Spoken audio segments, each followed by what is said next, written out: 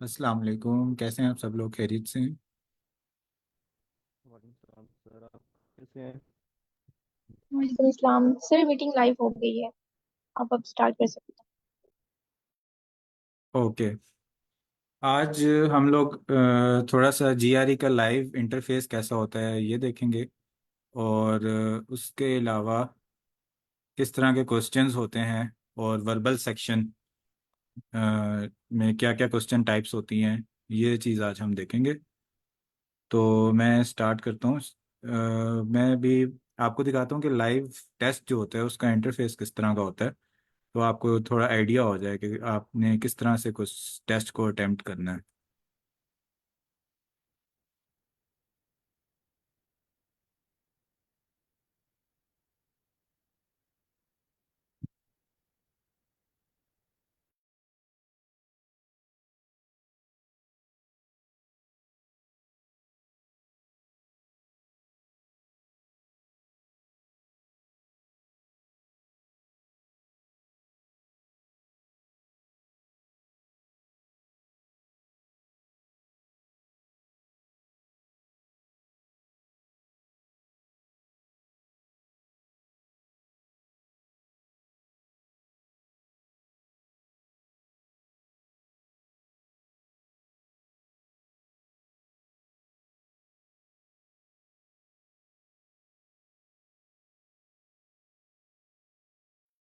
अच्छा, बिस्मिल्लाहिर्रहमानिर्रहीम। सबसे पहले हमारे पास जो टेस्ट डे होता है उसमें सबसे पहले जो हमारे पास क्वेश्चन होता है वो होता है एनालिटिकल राइटिंग का, जिसमें हमें कोई एक टॉपिक दे दिया जाता है और उस पर हमने बताना होता है कि हम इस टॉपिक से एग्री कर रहे हैं, पार्शली एग्री कर रहे हैं या डिसएग्री कर रहे हैं। तो इस तरह से हमारे पास क्वेश्चन दिया गया होगा, जैसे ये क्वेश्चन है और ये एक डिस्क्रिप्शन है कि अपना रिस्पॉन्स लिखें। और इस तरह से हमने यहाँ पर अपना रिस्पॉन्स लिखना होगा। बेसिकली मैं अभी सिर्फ बताना चाह रहा हूँ कि किस तरह की टाइप ऑफ क्वेश्चंस होती हैं। इनको डिस्कस हम कोर्स में इंशाल्लाह करेंगे डिटेल में कि कैसे अटेम्प्ट करना चाहिए, क्या टिप्स एंड ट्रिक्स हैं। उसके बाद जब एनालिटिकल राइटिंग का ख़त्म हो जाता है सेक्शन, तो हमारे पास वर्बल रीजनिंग का सेक्शन आता है। वर्बल रीजनिंग के सेक्शन में हमारे पास फर्स्ट सेशन में 12 क्वेश्चंस होते हैं, जिसमें रीडिंग कम्प्रीहेंशन का जो क्वेश्चन होता है वो इस तरह से नज़र आ रहा होता है। जैसे ये एक पैराग्राफ दिया हुआ है यहाँ पर और इसकी बेस पे हमारे पास क्वेश्चंस होते हैं। किसी पैराग्राफ की बेस पे 2 to 3 क्वेश्चंस होते हैं, किसी पैराग्राफ की बेस पे 2 क्वेश्चंस होते हैं। तो जिन क्वेश्चंस के साथ ये स्क्वायर बना होता है इसका मतलब कि इनमें हमने मल्टीपल चॉइसेस सेलेक्ट करनी है। जैसे मैं ये एक से ज़्यादा भी सिलेक्ट करूंगा तो वो सिलेक्ट हो जाएंगे। और जिनमें सर्कल बना होता है उनमें हमने एक कोई ऑप्शन सेलेक्ट करना होता है। ये हमारे पास इंटरफेस होता है वर्बल का। उसके अलावा ये हमारे पास टेक्स्ट कंप्लीशन का क्वेश्चन इस तरह से आता है। नहीं, ये है टू आंसर चॉइसेस और स्क्वायर बने हुए सेंटेंस इक्विवेलेंस का, यानी हमने दो ऑप्शन ऐसे सिलेक्ट करने होंगे कि उनसे एक ही मीनिंग बन रहा हो सेंटेंस का। और ये हमारे पास होता है टेक्स्ट कंप्लीशन। ये भी टेक्स्ट कंप्लीशन में डबल ब्लैंक आ जाता है। ये ट्रिपल ब्लैंक का क्वेश्चन जिस तरह से आ जाता है, इसमें हमने इस तरह ब्लैंक्स सेलेक्ट करनी होती हैं। और इसमें से अगर हम तीनों सही सेलेक्ट करेंगे तो ही हमें इसका पॉइंट मिलेगा। अगर हमें एक मतलब दो सही है और एक गलत कर दिया तो इसका हमें पॉइंट नहीं, स्कोर नहीं मिलता। उसके बाद हमारे पास सेक्शन आ जाता है क्वांटिटेटिव रीजनिंग का। क्वांटिटेटिव रीजनिंग में हमारे पास कैलकुलेटर अवेलेबल होता है जो कुछ इस तरह से दिखता है। इसमें हमारे पास एक तो क्वांटिटेटिव कंपैरिजन के क्वेश्चंस होते हैं, जिसमें जैसे अभी यहाँ पे quantity A and quantity be the गई है। तो ये 4 ऑप्शंस हमारे पास होते हैं कि क्वांटिटी ए ग्रेटर है या बी ग्रेटर है, या दोनों इक्वल हैं, या आप गिवन इंफॉर्मेशन से डिटरमिन नहीं कर सकते। इस तरह से हमारे पास क्वेश्चंस होते हैं। जैसे ये अलजबरा का एक क्वेश्चन है। इस तरह से हमारे पास वर्ड प्रॉब्लम्स होते हैं। और जैसे ये दोबारा इसमें स्क्वायर आया है तो ये मल्टीपल मतलब आंसर्स होते हैं इसके अंदर। अच्छा, इसके कैलकुलेटर में एक चीज़ मैं बताना चाहूँगा कि इसके कैलकुलेटर में और नॉर्मल कैलकुलेटर में थोड़ा सा डिफरेंस होता है। जैसे मैं एक सेकेंड आपको दिखाता हूँ। जैसे हमारे पास ये नॉर्मल कैलकुलेटर है। नॉर्मल कैलकुलेटर में क्या होता है कि जब हम कोई 1+2 किया, उसके बाद मैंने कोई ऑपरेशन सेलेक्ट किया है ना, तो 1+2 को वो करके 3 कर देता है और मल्टीप्लाई बाय 4 करता हूँ, तो इसका आंसर मेरे पास 12 आता है। लेकिन इस कैलकुलेटर के अंदर अगर मैं करूँगा 1+2 मल्टीप्लाई, जैसे मल्टीप्लाई पे क्लिक किया तो उसने वो ऑपरेशन नहीं किया 4। जब मैं इक्वल का बटन प्रेस करूंगा तब वो ओवरऑल, यानी नॉर्मल कैलकुलेटर में मेरे पास इसी चीज़ का आंसर आया 12, लेकिन इसमें है 9। ये क्यों? क्योंकि ये कैलकुलेटर हमारे पास पेमडास जो रूल है उसको हम स्टडी करेंगे इसी वीक में, उस रूल को फॉलो करता है। तो ये चीज़ हमें जहन में रखनी होगी ताकि हम कोई गलत कैलकुलेशन ना कर दें। इस तरह से हमारे पास फ्रैक्शंस के क्वेश्चंस होते हैं, यानी नोमिनेटर हमने यहाँ पे एंटर करना होता है, डिनोमिनेटर यहाँ पर एंटर करना होता है। यहाँ पे ये हमारे पास डाटा एंट्री क्वेश्चंस होते हैं। ये हमारे पास डाटा एनालिसिस के क्वेश्चंस होते हैं, डाटा इंटरप्रिटेशंस के।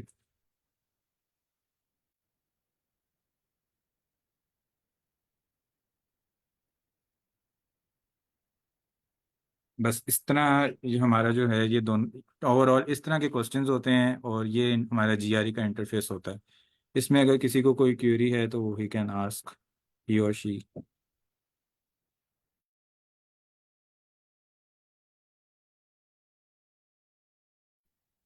अच्छा, अभी मैं आप को बेसिक जो जीआरई की इम्पोर्टेंट चीज़ है वो हमारे पास है वोकेबलरी। तो मैं आपको थोड़ा सा बताना चाहूँगा कि हम वोकेबलरी को किस तरह से कवर किया कर सकते हैं और वोकेबलरी की इम्पोर्टेंस क्या है।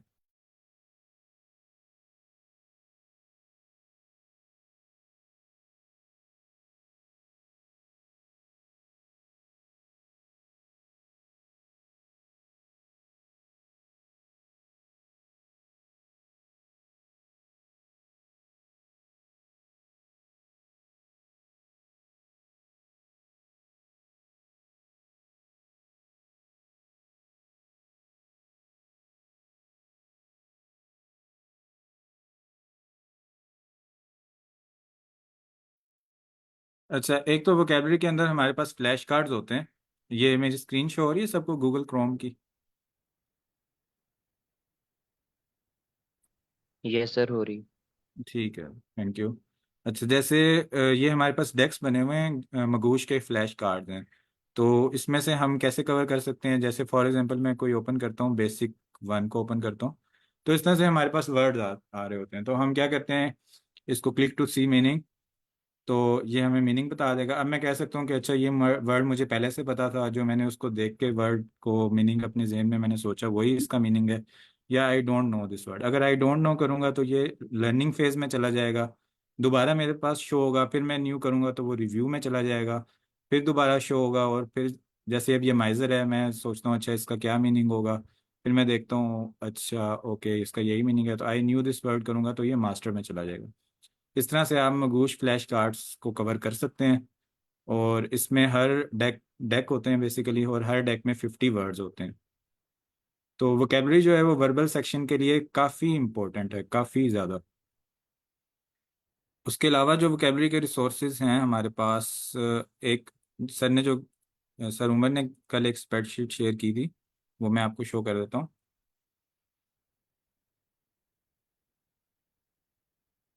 अच्छा, ये एक स्प्रेडशीट है, इसके अंदर ग्रुप्स बने हुए हैं, आप ग्रुप वाइज वर्ड्स को करते हैं।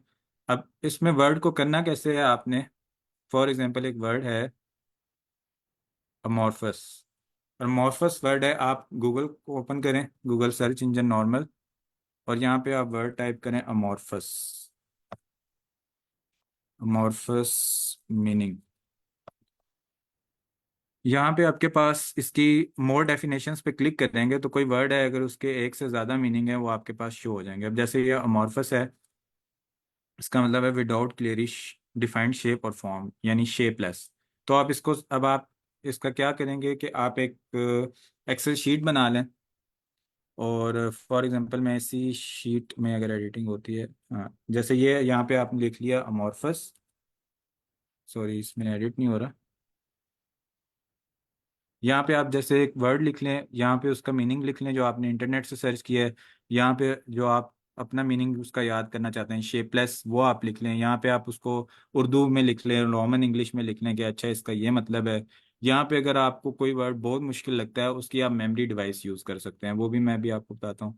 अच्छा, उसके अलावा हमारे पास और सोर्सेज हैं, ग्रेगमेट की इमेजेस हैं, और ग्रेगमेट की इमेजेस के फ्लैश कार्ड्स बने हुए हैं। फॉर एग्जांपल मैं आपको दिखाता हूँ, जो मैंने भी लिस्ट दिखाई थी इसी की क्या बना हुआ है, इमेजेस की फॉर्म में बना हुआ है, कि अगर हम इमेजेस की फॉर्म में पढ़ना चाहें, जैसे फॉर एग्जांपल ये सेट्स बने हुए हैं, ग्रुप 1 पे मैंने क्लिक किया तो हमारे पास जैसे ये अबाउंड इसकी इमेज बनी हुई है, और इस लिखा हुआ है be present in large quantities. तो यहाँ से हम इजी इसको याद कर सकते हैं। तो ये एक अच्छी सोर्स है अगर आप इमेजेस के साथ करना चाहते हैं। उसके अलावा हमारे पास एक बकेट लिस्ट होती है, वो जब हम वर्ड्स काफ़ी ज़्यादा याद कर लें उसके बाद हम क्या करते हैं, उनको बकेट्स की फॉर्म में कर देते हैं। बकेट्स की फॉर्म में कैसे करते हैं कि फॉर एग्जांपल आपने वर्ड्स याद किए हैं, और आपको लगता है कि एंग्री फॉर एग्जांपल, तो आपको लगता है आयर का मतलब भी एंग्री है, रैत का मतलब भी एंग्री है, एग्जेस्परेटेड भी एंग्री है। इस तरह आप सारे एक बकेट बना लेते हैं कि उनके आपस में लिंक वर्ड्स का बना लेते हैं। इस तरह आपको याद रहता है कि अच्छा हर लफ्ज़ को मैंने अलग याद नहीं करना, इसके ये मतलब है एंग्री है सबका, तो मैंने इस तरह ये यहाँ पर बकेट्स बनी हुई हैं ऑलरेडी। तो उसके अलावा जो एक रिसोर्स अच्छी यूज़ होती है वो है तला उमर की, वो भी मैं आपको दिखा देता हूँ।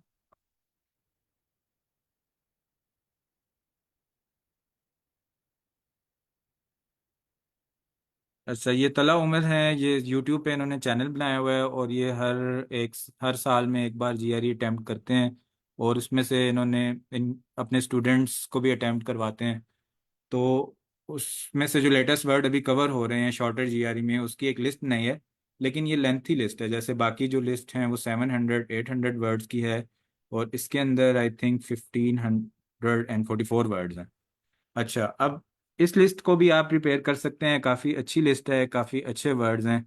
मैंने यही वाली लिस्ट प्रिपेयर की है, और इसके अंदर अब वर्ड को करने का क्या तरीका है कि फॉर एग्जांपल आप ये वर्ड कोई भी पिक करें और आप गूगल में कॉपी करें, और इसी तरह सर्च करें। और इसके अंदर अब एक और इम्पोर्टेंट चीज़ होती है कि अगर आप किसी लिस्ट से वर्ड्स कर रहे हैं तो उसको रेंडमाइज कर लें। जैसे मैं आपको दिखाता हूँ कि फॉर एग्जांपल मैंने ये फाइल डाउनलोड की। ओके,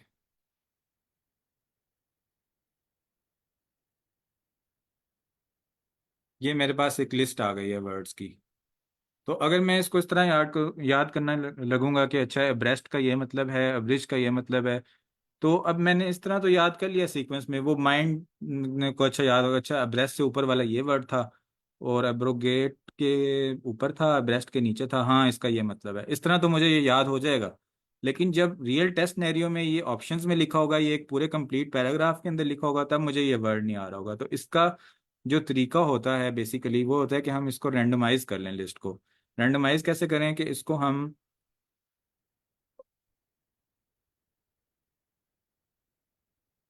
अच्छा इसके अंदर एक फार्मूला के अंदर हम एंटर करते हैं रैंडम, ये आ गया रैंडम, ये कोई वैल्यू आ गई रैंडम। इसके बाद आप इसको कॉपी कर दें नीचे, और इसके बाद आप सॉर्ट का फंक्शन होता है, ये रहा सॉर्ट टू लार्जेस्ट। अब ये वर्ड्स जो आपस में इस तरह सॉर्ट, इस तरह हम पूरी लिस्ट को रैंडमाइज कर दें, और फिर उस तरह से वर्ड याद करें, यानी ए वाले इकट्ठे ना हो, मिक्स सब में आपस में हुए हों। तो उस तरह आपको वर्ड्स रिटेन रहेंगे, और किसी जगह पे अलग से शो हो रहे होंगे तो आपको पता होगा अच्छा इस वर्ड का ये मतलब है। अच्छा, इसके अलावा जो बहुत अच्छी लर्निंग जो मैं प्रेफर करता हूँ वो ये है कि जैसे मगूश कार्ड से सब लोग करते हैं, लेकिन दैट इज़ पैसिव लर्निंग के फ्लैश कार्ड्स ऑलरेडी बने हुए हैं, आप उनको क्लिक कर रहे हैं, उसका सेंटेंस भी बना हुआ है, मीनिंग भी लिखा हुआ है। उसके बजाय ये है कि आप अपने फ्लैश कार्ड्स बनाएं। तो अपने फ्लैश कार्ड्स बनाने के लिए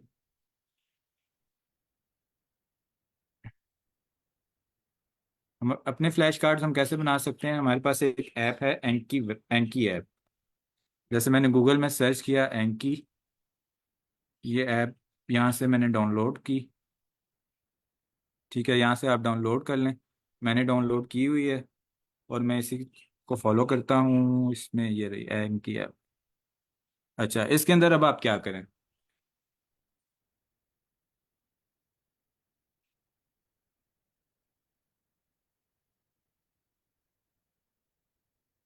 अब ये ऐप ओपन हो गई है। इसके अंदर मैंने फॉर एग्जांपल ये सब कुछ भूल जाएं कि ये है। आप डेस्क पे क्लिक करें। ये हमारे पास डेक्स आ गए। अब आप करें क्रिएट डेक। यहाँ पे आप कोई अपना डेक बना लें। फॉर एग्जांपल आप कहते हैं कि मैंने वीक 1 और September 23 2024 से वोकेबलरी स्टार्ट करनी है। फिर आप ऐड पर क्लिक करें। आपके पास इस तरह से एक विंडो ओपन होगी। डेक में आपने वो सिलेक्ट कर लिया जो भी आपने डेक बनाया। अच्छा, यहाँ पर अब आपका जैसे वो फ्रंट आ रहा था मगूश में, फॉर एग्जांपल यहाँ पे मैं वर्ड लिखता हूँ रैम्पेंट। अब मुझे क्या करना है? एक्टिव लर्निंग करनी है, खुद से इस वर्ड को सर्च करना है। फॉर एग्जांपल मैं गूगल में आता हूँ। मैं लिखता हूँ रैम्पेंट का क्या मतलब है। Rampant meaning. अच्छा, इसके बाद मैंने यहाँ पे सर्च किया तो इसका मतलब आ गया है specially of something unwelcome, flourishing और स्प्रेडिंग अनचेक्ड। यानी कोई ऐसी चीज़ जो हमें पसंद नहीं है, अनवेलकम है, लेकिन वो बहुत ज़्यादा इंक्रीज हो रही है, हमारे कंट्रोल से बाहर हो गई है। तो मैं क्या करता हूँ, इसको सेंटेंस को कॉपी कर लेता हूँ और अपनी एंकी का जो डेक बनाया है उसमें पेस्ट कर देता हूँ। और साथ में मैं लिख देता हूँ कोई ऐसी चीज़ जो अनवेलकम है और बहुत बढ़ रही है। ये मैंने इसका मतलब रोमन इंग्लिश में लिख लिया। उसके बाद मैं इसके सिनोनिम्स थोड़े देख लेता हूँ। अच्छा, इसके सिनोनिम्स यहाँ पर देख लिए मैंने। ज़्यादातर ये जो गूगल में सिनोनिम्स आ रहे होते हैं यही टेस्ट में आते हैं। अनकंट्रोल्ड, इस तरह मैंने सिनोनिम्स लिख दिया। अनरिस्ट्रेंड, अनचेक्ड, अनब्रिडल्ड। अच्छा, अब ये इस तरह से मैंने ना क्या किया कि मेरे पास एक लिस्ट थी, उसके मैंने सारे वर्ड्स जो है ना वो कवर कर लिए। लेकिन अब क्या किया मैंने, फॉर एग्जांपल अब मैंने ये बनाया हुआ है। अब मैं अब मुझे क्या, इस ऐप का क्या फ़ायदा है कि जब मैं डेक्स को रिवाइज करूंगा, फॉर एग्जांपल ये डेक मैंने बनाया है, इसको मैं रिवाइज कर रहा हूँ, तो अब ये वर्ड आ रहा है फ्लेगमेटिक। इसका मैं सोचूंगा, अच्छा फ्लेगमेटिक का मतलब होता है काम, जो हाइपर ना हो, जिसको गुस्सा ना आए, काम रहे, इमोशनली मूव ना हो। मैंने अब शो आंसर किया। मैंने देखा अच्छा जो मैंने इसका मतलब सोचा था माइंड में वही इसका मतलब है। अच्छा, वही इसका मतलब है। फिर मेरे पास अब ऑप्शंस हैं। मैं इसको 3 डे पे कर दूं कि यार मुझे ये वर्ड काफ़ी अच्छा आता है, तो आप मुझे 3 डेज बाद शो कर दो। ठीक है, मैंने 3 डेज पे क्लिक कर दिया। अब एक वर्ड आ गया कर्सरी।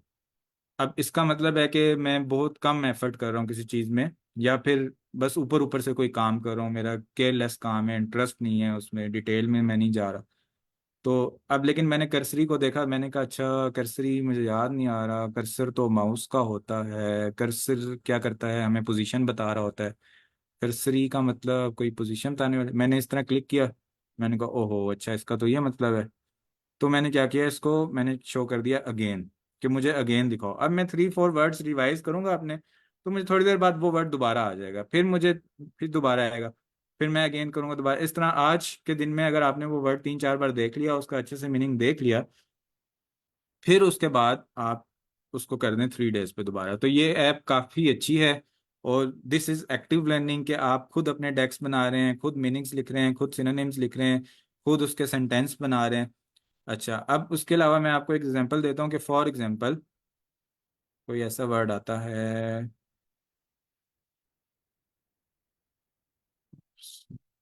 कंजेक्चुरल वाइटलिटी, और भी कोई इस तरह का वर्ड नहीं आ रहा कि जो मुश्किल लगे मुझे। हाँ, अब जैसे ये वर्ड है प्लास्टिक। अब प्लास्टिक, ये मैं बताना चाहूँ कि मतलब नॉर्मली हम सोचते हैं अच्छा प्लास्टिक वो होता है जो प्लास्टिक की चीज़ बनी होती है, जो मटेरियल एक होता है, लेकिन प्लास्टिक का मतलब होता है कि कोई इजीली मूवेबल चीज़ हो, कोई चीज़ ऐसी हो जो इजीली चेंज हो जाए शेप उसकी, या फिर कोई चीज़ ऐसी हो जो फेक हो, जो रियल ना हो। ठीक है। तो अब इस तरह के कुछ वर्ड्स हैं जो हम डेली यूज़ करते हैं, लेकिन उनको हम कंफ्यूज, जीआरई में उनका और मतलब है। वो मैं वर्ड्स आपको कुछ एग्जांपल दिखाता हूँ।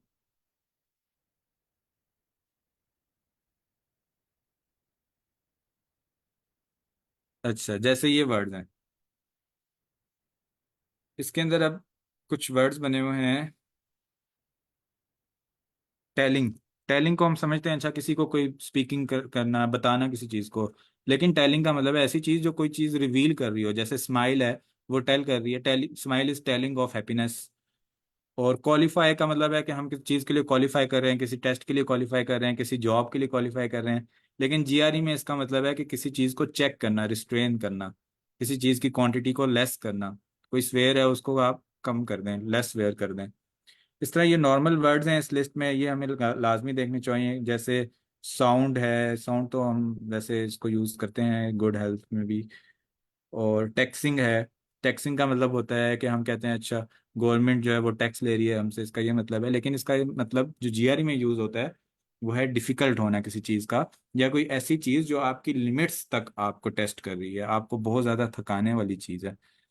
तो बेसिकली ये कॉमन वर्ड्स हैं, कंफ्यूजिंग वर्ड्स हैं, जिनको हम मिक्स करते हैं जीआरई में। जब आप इनको पढ़ेंगे तो इनको के अलग से आपको मीनिंग्स याद करने होंगे। इसलिए मतलब ये मैं सारी चीज़ें इसलिए कह रहा हूँ कि vocabulary is very important for GRE.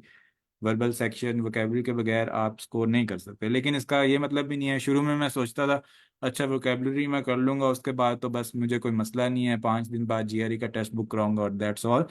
लेकिन वोकेबलरी जो है वो सिर्फ और सिर्फ आपको सेंटेंस के अंदर किसी वर्ड का मीनिंग बताने के लिए है। लेकिन उसके अंदर वर्बल रीजनिंग इसका टॉपिक है, उसके अंदर रीजनिंग यूज होती है कि कोई सेंटेंस है उसके अंदर कौन सा वर्ड उस कॉन्टेक्स्ट के लिहाज से फिट होगा, कौन सी चीज़ उसके अंदर ज़्यादा अच्छी फिट होगी। तो ये चीज़ें हमने लाजमी देखनी है। अच्छा, उसके बाद वोकेबलरी के लिहाज से ठीक है, एंकी वेब जो मैंने एंकी ऐप अभी दिखाई थी आपको, उसके फ्लैश कार्ड बने बनाए भी पड़े हुए हैं जैसे लोगों ने बनाए हुए हैं। अच्छा, ये बेसिकली अभी मैंने कवर कर दी दो चीज़ें। एक मैंने आपको बता दिया कि रियल टेस्ट कैसा होता है, उसमें क्वेश्चंस किस तरह से होते हैं, इंटरफेस किस तरह से होता है, कैलकुलेटर किस तरह से ओपन करते हैं, रिव्यू क्वेश्चंस का होता है। और वोकेबलरी इज़ वेरी इंपॉर्टेंट, और इस कहाँ कहाँ से कौन कौन सी सोर्सेज हैं जिनसे हम कवर कर सकते हैं, और क्या क्या तरीके हैं। एक तरीका रह गया वोकेबलरी का जो मैं बताना भूल गया हूँ। जैसे कोई वर्ड है फॉर एग्जांपल,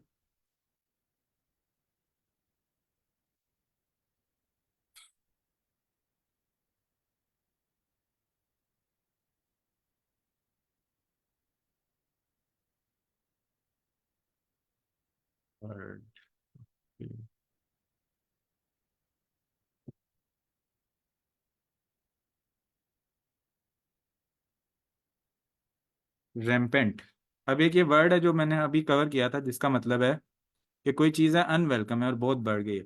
अब फॉर एग्जांपल आप वर्ड्स रिवाइज कर रहे थे और आप 3-4 दिन बाद उसको देख रहे हैं। जी, मैं ये सारे जो लिंक्स हैं ये ग्रुप में इंशाल्लाह शेयर करूंगा। तो इसमें जैसे अब ये वर्ड है, अब आप आपने वोकेबलरी रिवाइज किया, आपको 3-4 दिन हो गए हैं और उसके बाद आपको ये वर्ड आपके सामने आ गया। अच्छा, उस टाइम तो आपने उस दिन याद किया, आपको बड़ा अच्छा याद था। लेकिन आज मसला हो गया भाई, 3-4 दिन गुजर गए हैं, 3-4 दिन बाद वर्ड शो हुआ है, उस टाइम तो बड़ा इजी लग रहा था लेकिन आज याद नहीं है। इस तरह के कई वर्ड्स होंगे क्योंकि वर्ड्स काफ़ी मुश्किल हैं, जो कि जो नेटिव इंग्लिश स्पीकर्स हैं उनको भी नहीं आते, उनको भी ये वर्ड्स याद करने पड़ते हैं। क्योंकि जीआरई जो टेस्ट है वो इन्हीं चीज़ों का है, मेमोरी का, आपकी रीजनिंग का, आपकी टाइम मैनेजमेंट का। तो इसके लिए अब हम एक और चीज़ यूज़ करते हैं जिसको हम कहते हैं memory device, mnemonics, mnemonics, mnemonics use करते हैं इसके लिए। ठीक है, फॉर एग्जांपल ये वर्ड है, ये मेरे पास आ गया और मुझे याद नहीं है, तो मैं इसका कोई निमोनिक बना लूंगा। फॉर एग्जांपल मैं कहता हूँ अच्छा इसके अंदर एक वर्ड है एम्प और एक वर्ड है एंट। तो मैं इस तरह से याद कर लेता हूँ इसको कि एम्प का मतलब है एम्पलीफाई, एंट कीड़ी। तो कीड़ियाँ बहुत बढ़ गई। इस तरह से मैंने इसको याद कर लिया। मतलब मैंने अपने फ्लैश कार्ड में ये बना दिया कि अच्छा इसका जो निमोनिक है ना, ये मुझे वर्ड बहुत भूलता है।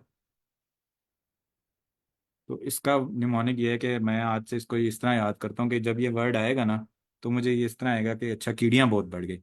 तो कीड़ियाँ बढ़ गई हैं और हमारी सारी चीज़ें जो है ना वो किचन में ख़राब हो गई, बिस्किट में आ गई। तो अनवेलकम चीज़ है घर में।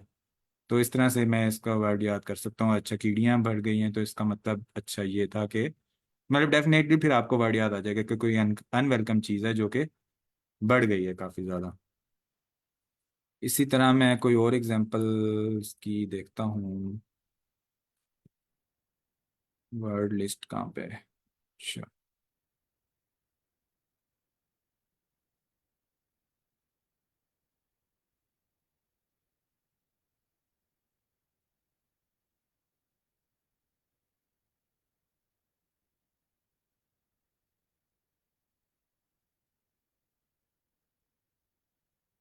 अब जैसे ये वर्ड है चर्लिश, ये मुझे शुरू में भूल रहा था वर्ड।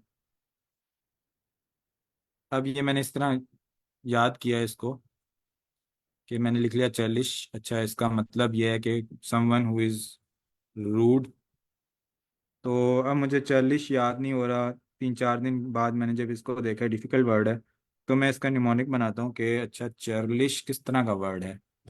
तो मैं बना देता हूँ चिड़ा हुआ, यानी कोई ऐसा बंदा है जो चिड़ा हुआ है, बिल्कुल गुस्से में है। तो इस तरह से यानी आप निमोनिक्स बना सकते हैं।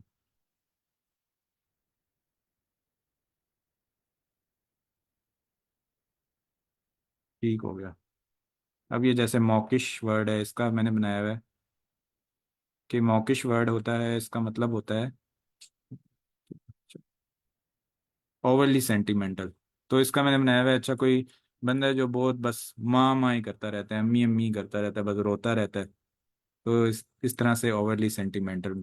तो यानी आपको वर्ड्स बहुत ज़्यादा हैं और आपको मतलब याद नहीं रहते आपको वर्ड्स, क्योंकि काफ़ी ज़्यादा होते हैं। तो इनका यही तरीका है कि आप निमोनिक्स बनाएं, मेमोरी डिवाइसेस बनाएं। अच्छा, एक और चीज़ होती है कि अगर आपके पास टाइम है तो एटिमोलॉजी। एक बार मैं सोच रहा हूँ सारी चीज़ें आज कवर कर लीजिए वोकेबलरी से रिलेटेड, ताकि फिर आप लोग अपने टाइम में करें और फिर मज़ा तभी आएगा कि जब हम क्वेश्चंस कर रहे हो तो आपको भी वोकेबलरी आती हो। अच्छा, अब ये एटिमोलॉजी है। एटिमोलॉजी बेसिकली वर्ड की हिस्ट्री को कहते हैं। फॉर एग्जांपल एक वर्ड है अम्ब्रेला। अम्ब्रेला होता है इस चीज़ को कवर करना, उसके ऊपर एज अ कैनिपी। ठीक है, एक हैंडल्ड पोर्टेबल कैनिपी है, या अम्ब्रेला ऑफ समथिंग। मैं इस तरह कहूँगा कि कोई ऐसी चीज़ है जिसके नीचे सारी चीज़ें हैं। एक यूनिवर्सिटी है जिसके अंदर सारे डिपार्टमेंट उसकी अम्ब्रेला के अंदर आ रहे हैं। तो बेसिकली यहाँ पे हमारे पास एटिमोलॉजी में आता है कि ये वर्ड बना कैसे है, ये कौन सी लैंग्वेज से निकला है। ये अच्छा, इसका मतलब था शेडो, डार्कनेस फ्रेंच में। उस तरह फिर इसको नाउन बनाया गया लैटिन में। फिर वहाँ से इसका मतलब ऐसे हो गया। फिर इंग्लिश में इसका ये मतलब बना दिया गया। तो मतलब कुछ वर्ड्स आपको इस तरह से बड़े अच्छी तरह से याद रहेंगे कि अगर आप उसकी एटिमोलॉजी देखेंगे कि ये वर्ड बना कैसे है। इसके इस तरह से आपको क्या होगा कि कोई न्यू वर्ड आएगा जीआरई में, तो आपको पता चल जाएगा अच्छा डी बेस। तो डी का मतलब होता है उल्टा करना, किसी चीज को ऑपोजिट कर देना। जैसे मैं कोई एक वर्ड यूज कर रहा हूँ, उसके पीछे मैं जब डी लगा देता हूँ तो थोड़ा नेगेटिव सेंस में चला जाता है। तो डी बेस, तो आपको पता चल जाएगा अच्छा ये कोई नेगेटिव वर्ड ही होगा। और डी बेस बेसिकली कोई बंदा ऐसा है जो बिल्कुल बेस के साथ ही लग गया, जमीन के साथ लग गया, मॉरली बहुत डाउन है। तो इस तरह से आप वर्ड्स को यानी इंटरेक्टिव बना के, प्लेफुल बना के उनको याद करेंगे तो आपको याद होंगे। अगर आप ऐसे सोचेंगे अच्छा, आपने गूगल मतलब वो गूगल फ्लैश कार्ड्स ओपन कर लिए और अगर आपने वहां से एक वर्ड है, फॉर एग्जांपल मैं एग्जांपल देता हूँ आपको। अच्छा, इस चीज़ में मैं टाइम ज़्यादा लगा रहा हूँ क्योंकि ये इंपॉर्टेंट चीज़ है, बाकी तो फिर बंदा खुद भी प्रैक्टिस करता रहता है क्वेश्चंस। जैसे अब नॉर्मलेस तो इजी वर्ड है, विनैलिटी एक वर्ड है। अब मैंने यहाँ से ओपन किया है इसको, the condition of being susceptible to bribe और करप्शन, एक मुश्किल सी डेफिनेशन आ गई। Even some of the most secret sporting events, एक सेंटेंस भी आ गया। तो अगर आप इस तरह आप कर रहे हैं और करते जा रहे हैं करते जा रहे हैं तो क्या होगा, आपको वो रिटेन नहीं रहेंगे। अब आप दोबारा सोचेंगे अच्छा विनैलिटी का क्या मतलब है, याद नहीं रहेगा। लेकिन अगर आप इसको एक्टिव लर्निंग करेंगे, यहाँ पे सर्च करें विनैलिटी, ठीक है, आपने देखा अच्छा इसका ये मतलब है, एक जगह देख लिया। दूसरी ये मरियम मरियम वेबस्टर पे देखें, यहाँ पे thesaurus बना होता है जिसमें रिलेटेड वर्ड्स आपस में आ रहे होते हैं, ये बना हुआ है। इसके अंदर वेनाइलिटी, सॉरी,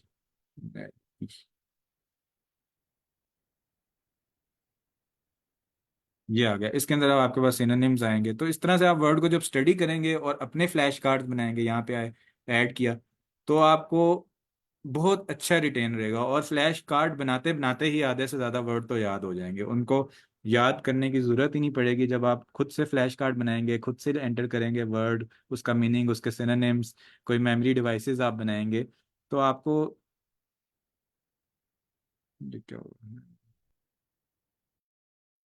तो आपको ज़रूरत ही नहीं पड़ेगी कि आप उसको, एक सेकंड मेरी स्क्रीन बंद हो गई।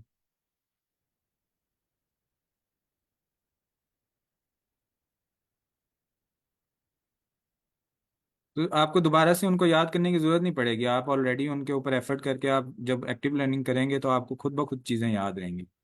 अच्छा, अब हम थोड़ा सा सेंटेंस टाइप्स की तरफ आते हैं। किसी का अभी तक कोई क्वेश्चन? सब लोग खामोश हैं, ऐसे लग रहा है कि पता नहीं, या तो कुछ भी समझ नहीं आ रहा, या सब कुछ ही बहुत अच्छा समझ आ रहा है।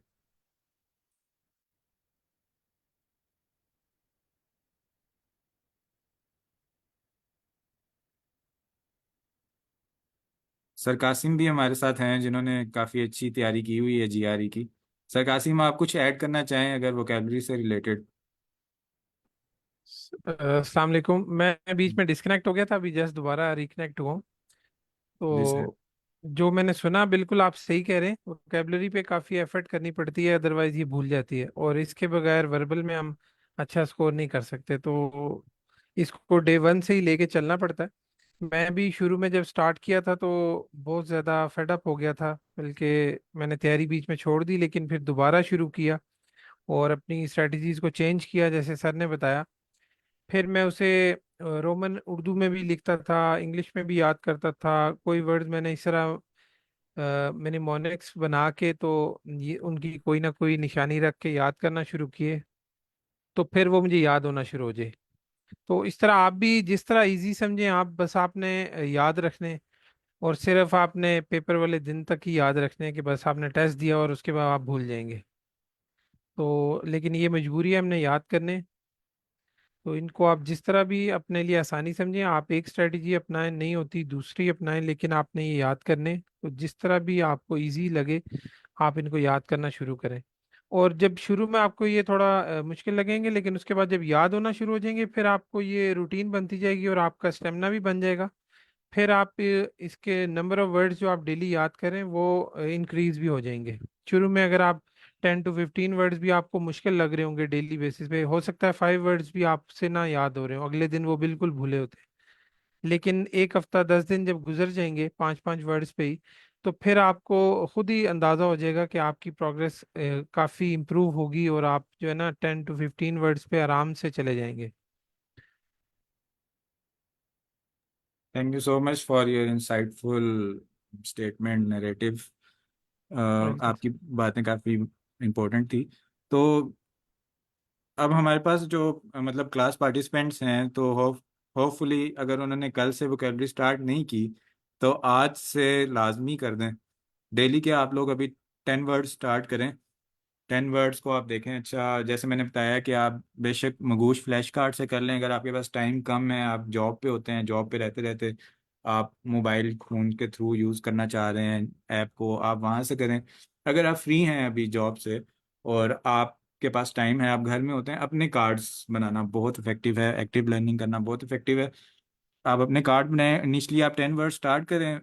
1 वीक जब गुजर जाए तो आप उसके 10 से 15 पर शिफ्ट हो जाएं, क्योंकि आपका माइंड आहिस्ता आहिस्ता ग्रो करेगा। जो मतलब अगर आप पहले से स्टडी फेज में हैं बहुत अच्छी बात है, लेकिन अगर आप स्टडी से गैप में हैं तो आपके माइंड थोड़ा सोया हुआ है, उसको जगाना है आपने।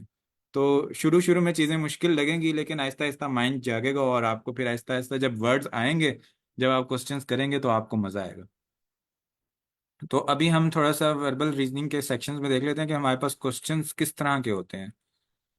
जैसे अब ये क्वेश्चन मैंने एक आर्टिकल से उठाया है, इसको कुछ मतलब जीआरई का ऑफिशियल क्वेश्चन नहीं है, लेकिन जस्ट जीआरई का क्वेश्चन मुश्किल होते हैं, तो थोड़ा सा मतलब आइडिया देने के लिए आपको मैंने एक इजी लाइन उठाई है, इजी सेंटेंस।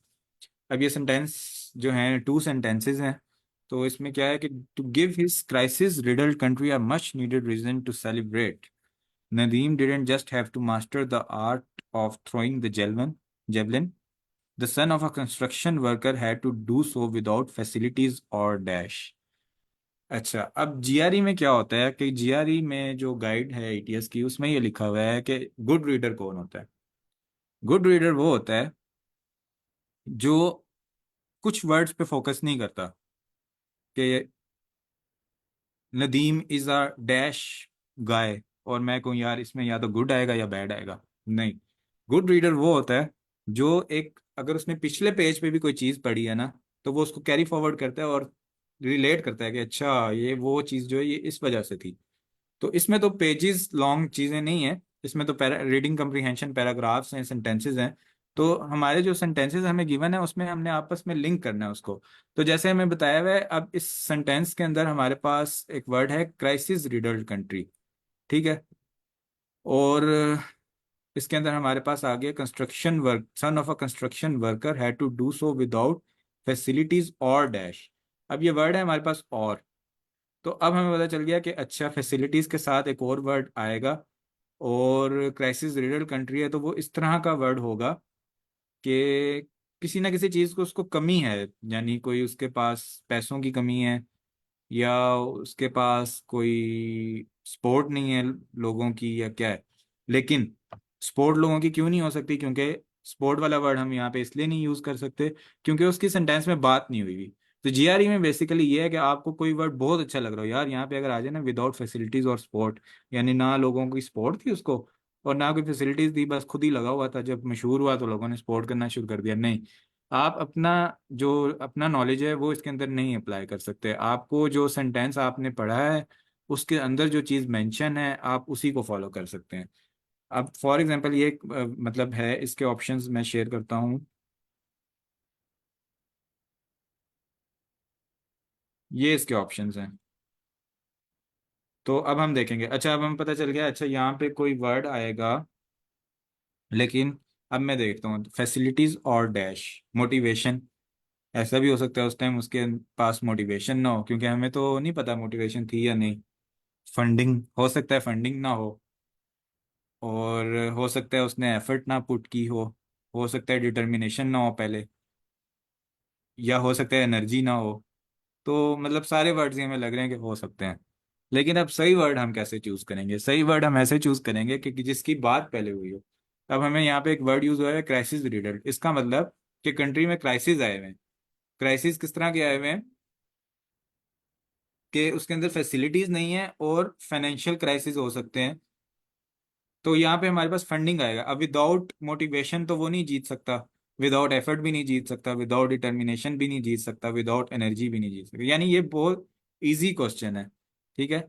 अब हम यहाँ पे पता चल रहा है, अच्छा विदाउट फंडिंग यहाँ पर आएगा बिकॉज क्राइसिस है रिडल्ड कंट्री है। बेसिकली मैं ये कॉन्सेप्ट देना चाह रहा हूँ कि किस तरह से हम अपना आइडिया पुट नहीं कर सकते इसके अंदर, हमने उसी चीज़ को फॉलो करना है जो ऑलरेडी सेंटेंस में गिवन, जो हमारे पास क्वेश्चन है उसके अंदर चीज़ लिखी हुई है। ये नहीं मैं सोच सकता कि अच्छा यार मेरे ख्याल में तो ऐसे होता है। अब एक और सेंटेंस है। अच्छा, अब क्या हो गया, कॉन्ट्रेरी वर्ड्स आ गए, जैसे डिस्पाइट, ऑल्दो, हार्डली। तो अब यहाँ पे एक वर्ड है despite no facilities, Arshad promised himself he would dash the medal. अच्छा, अब मुझे पता चल गया कि यहाँ पे तो ये वर्ड आएगा, नहीं ये गलती हमने नहीं करनी। जो हमें चीज सेंटेंस दिया गया है, कोई पैराग्राफ दिया गया है, उसने उसको हमने पूरा रीड करना है। God chose him from among millions. अच्छा, यहाँ पे गॉड चोज हिम यानी कुछ पॉजिटिव हुआ है, और डिस्पाइट नो फैसिलिटीज, फैसिलिटीज के अलावा हुआ है। तो क्या होगा, मेडल को वो उसने क्या किया है, होगा जीता होगा, विन किया होगा, लूज तो नहीं किया होगा। तो यानी आप क्या करें कि जीआरई बेसिकली जो टेस्ट है ना, क्या है वो बेसिकली एक नॉर्मल चीज़ें हैं उसके अंदर, बेसिक मैथ की चीज़ें हैं, बेसिक उसके अंदर जो नेटिव स्पीकर्स होते हैं उनके लिए तो बेसिक स्ट्रक्चर्स हैं। लेकिन क्या जीआरई के अंदर यूज होते हैं ट्रैप्स।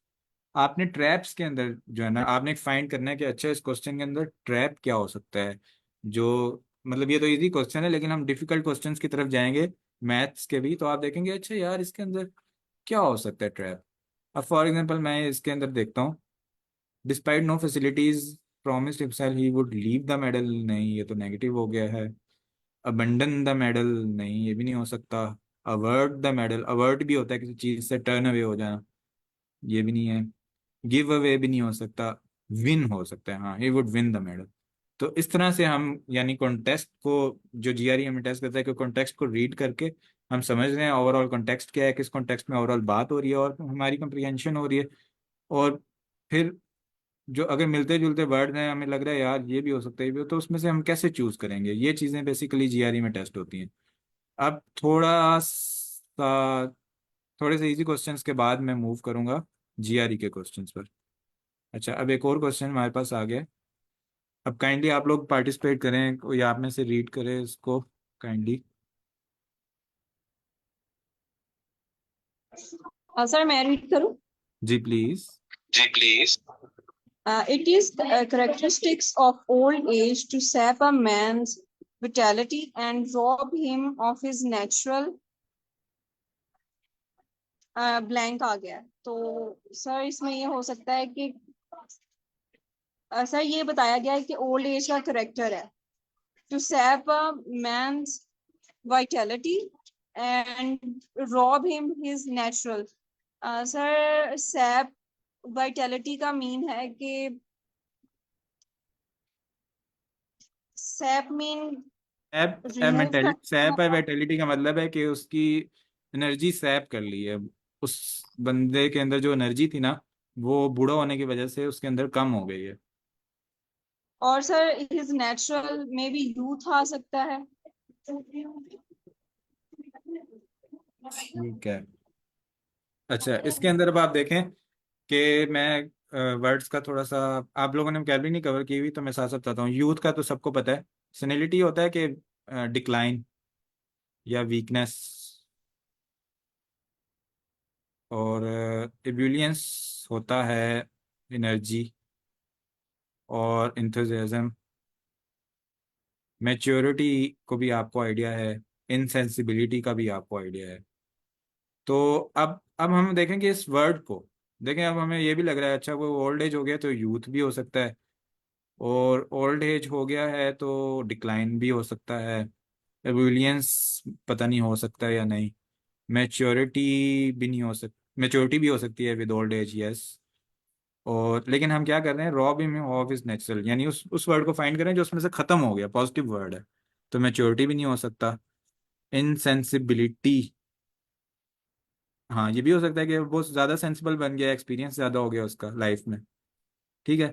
लेकिन अब हम क्या कर रहे हैं बेसिकली गलती, कि हम इस जगह पे फोकस कर रहे हैं, rob him of his natural, और हम इस जगह पे फोकस कर रहे हैं ओल्ड एज, कि यार ओल्ड एज हुई है और कोई किसी चीज़ की कमी हो गई है उसमें से, तो हम इस वजह से हमें यूथ भी लग रहा है, इनसेंसिबिलिटी भी लग रहा है, और सेनिलिटी तो नहीं लग रहा क्योंकि डिक्लाइन तो नहीं हो रहा उसका, डिक्लाइन हो रहा है यानी रॉब हिम तो नहीं हो रहा, और ये भी नहीं लग रहा, तो समझ नहीं आ रही। गलती हम क्या कर रहे हैं कि जो जीआरई में चीज वो टेस्ट कर रहे हैं, कंप्रीहेंशन एंड ओवरऑल लिंकेज, वो हम अवॉइड कर रहे हैं। कि जहाँ पे हमें एक वर्ड दिया हुआ है सैप अ मैंस वेटेलिटी, यानी उसकी एनर्जी सैप हो रही है, तो इसके अंदर हमारे पास क्या वर्ड हो सकता है, यूथ एनर्जी से रिलेटेड, एब्यूलियंस एनर्जी से रिलेटेड ज्यादा है, या इनसेंसिबिलिटी ज्यादा रिलेटेड है। तो मेरे ख्याल से एबिलियंस ज़्यादा रिलेटेड है एनर्जी से, तो मैं यहाँ पे इसको सिलेक्ट करूंगा एबिलियंस को। यानी बेसिकली हमने ओवरऑल सेंटेंस में अदर वर्ड्स को देखना है कि जो दूसरे वर्ड्स हैं वो क्या यूज हुए हुए हैं, और हमने देखना है कि फर्दर हम उन वर्ड्स के सिनोनिम्स की तरफ जाएं, या एडोनिम्स की तरफ जाएं, या कुछ और कॉन्सेप्ट की तरफ जाएं। तो जो सेंटेंस मतलब ये क्या होता है, ये किसी ना किसी आर्टिकल से पिक किए होते हैं, किसी ना किसी की, आप समझ लें कि आप एक पोस्ट लिख रहे हैं उससे पिक कर लिया, ठीक है, एग्जाम्पल दे रहा हूँ, लेकिन ऐसा नहीं होता, एकेडमिक टेक्स्ट होता है। तो आप क्या लिखेंगे, एक मतलब एक बात आप कुछ कर रहे हैं और एकदम कुछ और बात नहीं करेंगे, आप एक रिलेटेड बात ही कर रहे होंगे सेंटेंस में। तो बेसिकली ये चीज़ हमने फोकस इस चीज़ पे करना है कि हम ओवरऑल कॉन्टेक्स्ट को देखें। अच्छा, अब एक और सेंटेंस की तरफ जाते हैं। अच्छा, मुझे काइंडली फीडबैक दीजिएगा कि क्या काफ़ी बोरिंग लेक्चर चल रहा है, क्योंकि खामोशी है काफ़ी ज़्यादा। नहीं सर, बहुत अच्छा जा रहा है लेक्चर। मजा आ रहा ठीक है, आप लोग, मैंने कल भी एक पॉइंट रेज किया था कि ना, जब हम इस तरह देख रहे होते हैं ना कि अच्छा यार फलां बोल रहे हैं, उसको बोलने दो, और फॉर एग्जांपल ये मैडम सहर हैं, ये इन्होंने आंसर दिया है, रीड किया है, अभी यही रीड कर लेंगी, क्या मैं इतनी मेहनत करूं, इस तरह क्या होगा? आप क्वेश्चन देखेंगे, आप कहेंगे यार मुझे भी समझ आ गया है, इसका मतलब ये ब्रिलियंट है और इस वजह से। लेकिन क्या हो रहा है? Passive learning, spoon feeding. आप देख रहे हैं अच्छा क्लास में ऐसे हो रहा है, ठीक है ऐसे होगा ऐसे होगा, ये क्वेश्चन दोबारा आपके पास आएगा सामने, आप कहेंगे अच्छा हाँ, मुझे पहले पहले से इसका सी पता है। अच्छा ये और पहले से ही पता होगा, इसलिए आप उसको सही भी करेंगे। लेकिन क्या होगा कि जब आप रियल टेस्ट सिचुएशन में जाएंगे, वहां पे कोई और सेंटेंस आएगा, तो फिर आपको समझ नहीं आएगी अब आप क्या करें। आपको होगा यार ये तो एक नया ही इन्वायरमेंट आ गया, मैं तो क्लास इन्वायरमेंट में आज तक चल रहा था जहाँ पे और लोग होते थे, कोई एक लफ्ज का मतलब बता देता था, कोई रीड कर देता था।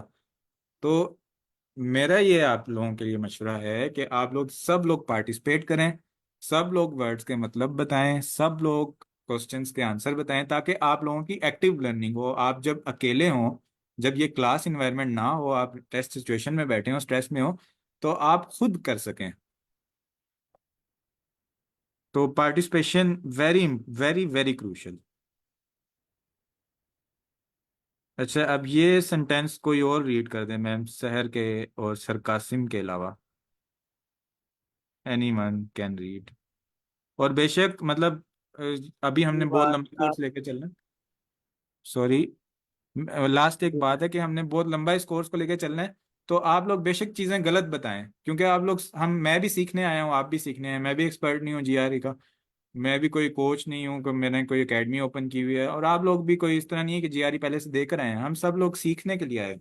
तो हम गलत बताएंगे, मैं भी गलत बता सकता हूँ, हो सकता है आप में से किसी को ज़्यादा अच्छी कोई चीज़ आती हो।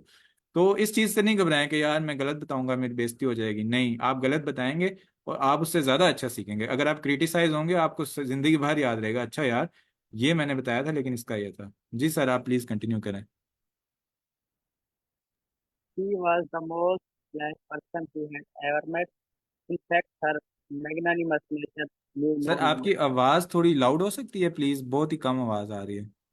This- She was the most blessed person he had ever met. In fact, her magnanimous nature knew no limit.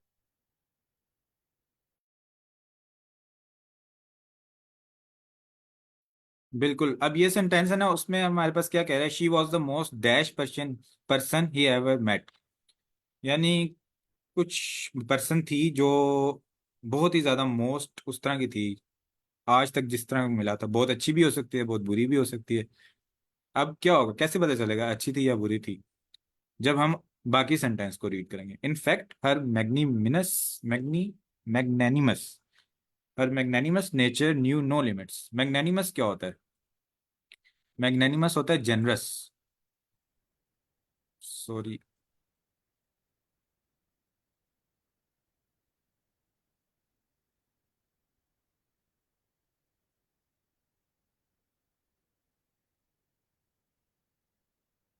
Okay. In fact her generous nature knew no limits, यानी बहुत ही ज्यादा जेनरस थी वो, इस तरह का वर्ड आएगा मेरे ख्याल से ब्लैंक में, क्योंकि उसकी जेनरोसिटी की कोई लिमिट ही नहीं थी। तो आप लोगों के ख्याल से इसमें अब मैं थोड़ा सा वर्ड्स को बता देता हूँ। अच्छा, चैरिटेबल होता है जो चैरिटी डोनेट करता है, पैसे देता है। माइजर होता है जो कंजूस होता है।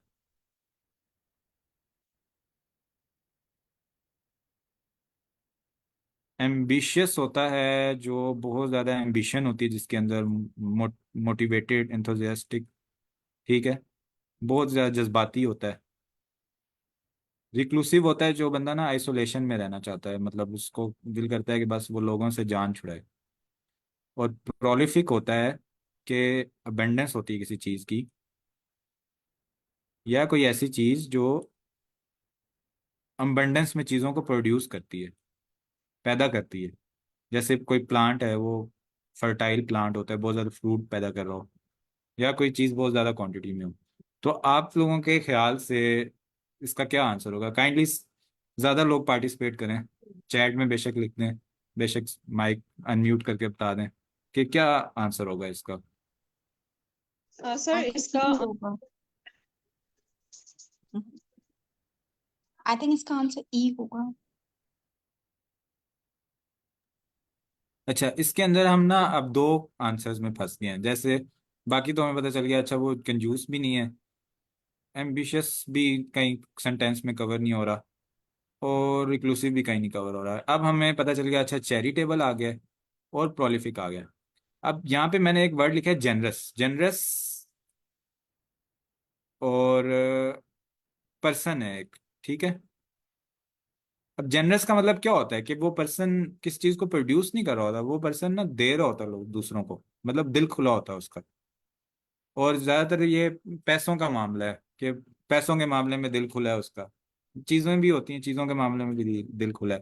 तो अब मुझे बताएं कि प्रोलिफिक होगा या चैरिटेबल? प्रोलिफिक का बेसिकली मतलब है कि कोई चीज बहुत फर्टाइल है, कि वो अबंडेंस में चीजों को प्रोड्यूस कर रही है, बहुत मतलब अच्छी चीज है, या कोई चीज है जो ऑलरेडी अबंडेंस में है। और ई चैरिटेबल का होगा। मतलब ये है, बेसिकली यहाँ पे चैरिटेबल ज्यादा मुझे पैसों से रिलेटेड लग रहा है, कि चैरिटेबल ज्यादा फिट होगा, क्योंकि इसमें लेकिन जनरस है और पर्सन है, तो पर्सन जो है वो उसके लिए एडजेक्टिव यूज होगा और वो चैरिटेबल होगा। तो बेसिकली इस अभी थोड़ा सा आप लोगों को आइडिया होगा कि जीआरई के लिए आपको वो कैलोरी बहुत इंपॉर्टेंट है, जिसे इस क्वेश्चन में थी। ये कैसे रिमूव होगा? अच्छा, वो कैब बहुत इंपॉर्टेंट है। और दूसरा कि हमारे पास ऐसे आंसर्स होते हैं कि हमें लगता है यार सब ही इसके, अभी तो मैंने दो ऑप्शंस थे ना, सारे ऑप्शंस ऐसे लगेगा यार इसका तो सब ही आंसर हैं। अच्छा, इसके अलावा आप थोड़ा सा 4 मिनट्स रह गए हैं, मैं जल्दी जल्दी बताता हूँ कि सेंटेंस कंप्लीशन में क्या और क्या चीज़ें होती हैं। सेंटेंस कंप्लीशन में एक तो हमारे पास होता है डबल ब्लैंक, ठीक है, जैसे ये आ गया। Nostalgia can distort the picture of reality by dash events from one past and by dash more recent event। Nostalgia हमें पता है कि यार पुरानी चीज़ों को हम याद कर रहे होते हैं, तो क्या होगा? Distort the picture of reality by dash events. Reality क्या होगी? रियलिटी जो अभी इवेंट हो रहे होंगे, तो अभी वाले इवेंट को वो, और नहीं, dash events from one's past. अब ये देखें, मैंने आधा सेंटेंस पढ़ा, इवेंट्स फ्रॉम वन पास्ट, पूरा पूरा नहीं पढ़ा। अच्छा, ये किस तरह के इवेंट्स हैं वंस पास्ट? तो यहाँ से मैं देखूंगा, अच्छा इलिस्टिंग इवेंट्स हैं, एडिफाइंग इवेंट्स हैं, ये एग्जल्टिंग इवेंट्स हैं। अब ये वर्ड्स हैं डिफरेंट। इलिसिट का मतलब होता है किसी चीज़ को उभारना बहुत ज़्यादा, ठीक है। अब मैं किसी चीज़ को सामने लेके आना है, इलिसिट यही होता है बेसिकली। एडिफाई होता है किसी चीज़ को इम्प्रूव करना, उसके एडिफाई जैसे एडिट कर रहे हैं ना, थोड़ा इम्प्रूव कर रहे हैं उसको। और एग्जल्टिंग होता है किसी चीज़ को बहुत ज़्यादा खुश करना, हैप्पीनेस, बहुत बहुत ही ज़्यादा हैप्पीनेस। तो इसमें अब क्या होगा? मेमोरीज हैं पास्ट में से आ रही हैं, तो वो उभर रही होंगी, सामने आ रही होंगी, तो इलिसिट होगा, ठीक है।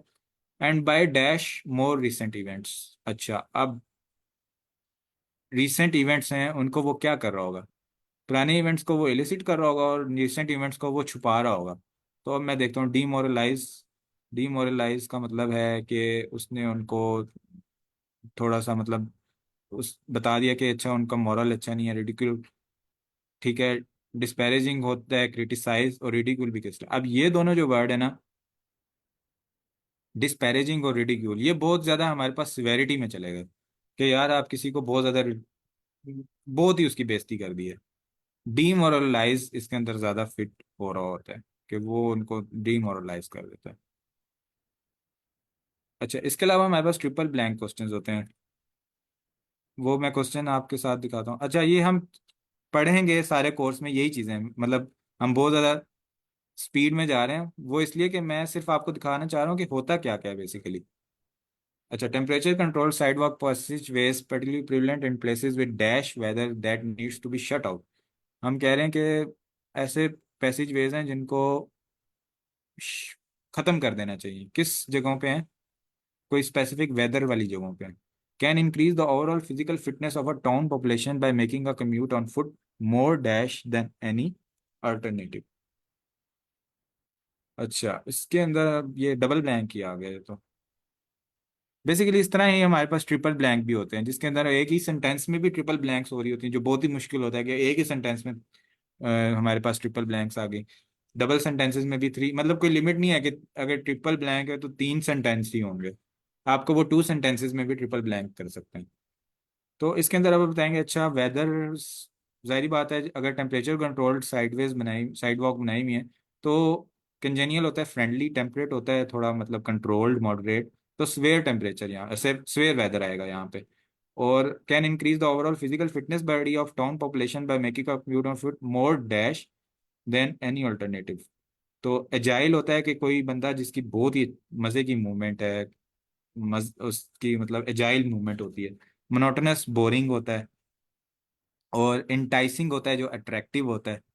तो ये अब हमारे पास इसके आंसर में क्या आ रहा होगा?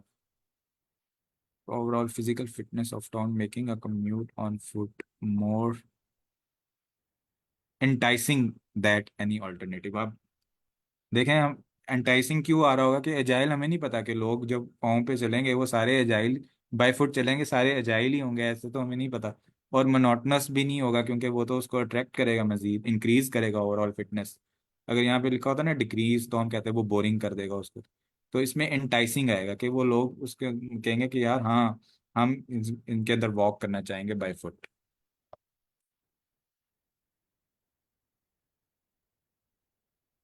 टाइम भी हमारा ओवर हो गया है। और बेसिकली ये टेक्स्ट कंप्लीशन की टाइप्स हैं, और इसके अलावा सेंटेंस इक्विवेलेंस होता है और कंप्रीहेंशन पैकेजेस पैसेजेस होते हैं।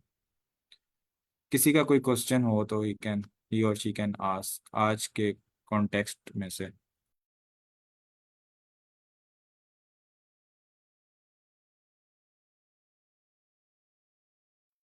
अच्छा, किसी का क्वेश्चन नहीं है। Thank you so much everyone for joining. आपका टाइम निकालने के लिए, हमारे पास क्लास में आने के लिए, और आपकी पार्टिसिपेशन का बहुत बहुत शुक्रिया।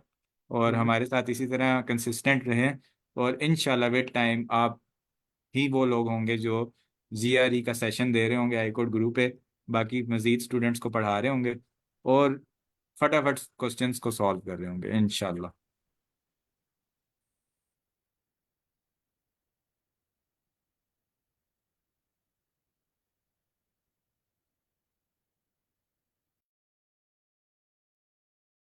Ma'am Saira and sir Shahzad, over to you please. इसलिए टाइम खत्म हो गया, बस मीटिंग एंड होने वाली है। मैम आजकल मीटिंग खुद एंड नहीं हो रही, खुद करना पड़ रही है।